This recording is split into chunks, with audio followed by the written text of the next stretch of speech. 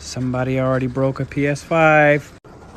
Apparently, the cat knocked it off the entertainment center.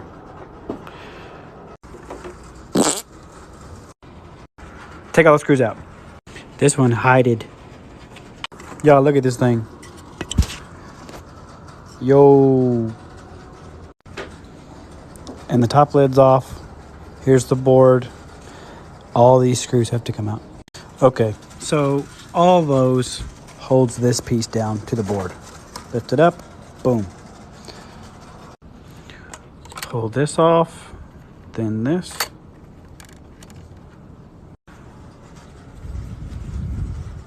So these HDMI ports are very different than the PS4 and PS4 Pro. And there's also a tiny resistor that goes right here.